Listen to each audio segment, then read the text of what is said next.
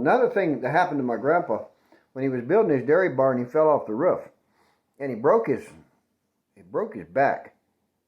And back in those days, they would put you in a body cast for something like that, oftentimes, and the body cast would be made out of plaster.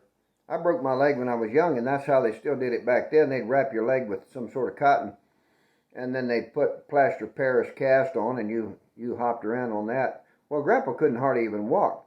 Eventually, though, he got to where he could. They took the bottom part of the cast off, so he was still in the cast from about his groin to his lower chest, and he had to wear that for when he got real itchy. He said real itchy and hot in that thing. I know that's true because that cotton will drive you crazy. Well, his barn was up and the rafters were up, but that's as far as he got because Grandpa got hurt. There was a whole bunch of men in the church that decided they were going to come together and finish Grandpa's barn. So he had the tin bought. It was laying there.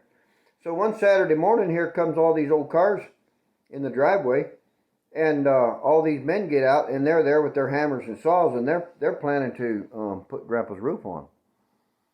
Well, Grandpa hadn't bought a box of nails, and Grandpa said that by then he said he was so broke he didn't have any money. And I think he said a 50-pound box of roofing nails were. They used to use those aluminum roofing nails with the rubber gasket, and a box of them was like, I don't know, $20 or something. And he said he didn't have $20. Well, they got there and they were all getting out the tin and getting everything all ready and putting some boards on, some laths on the top on the roof to lay the tin on, getting it all set up, everything squared up and ready. And one of the men came over to Grandpa and said, "Hey, hey Henry," my grandpa's name was Henry. He said, "Hey Henry, we have a problem. We need some nails. We're going to get ready to start putting tin on." Grandpa said he was too ashamed to tell him he didn't have any money. He's completely broke. And but he said he took the coward's way out. He just told him, "Listen," he said, "Okay." He said, "I'll go get some nails."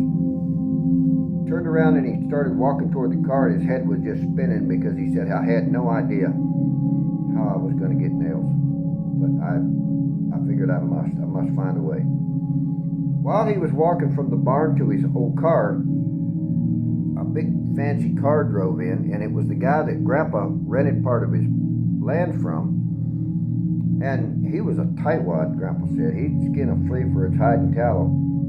And Grandpa said he's the last guy that you would ever ask for a loan, let alone expect something offered. And he got out of the car and said, "Hey, Henry, I got something for you." And Grandpa walked over there, and the man reached in his pocket and gave Grandpa a $20 bill. Grandpa said he was walking and praying, and he said after that he was walking and crying, but he thanked him, of course, and went and got in his car, and he just like, wow, that's like an answer to prayer, like that was quick. So he went into town and got the box of nails, and that day Grandpa's roof got put on. So that's the story of my grandpa. And he always told me that story just to demonstrate the goodness of God. And I've got lots more stories to tell. I'll be telling them too. God bless. Have a great day.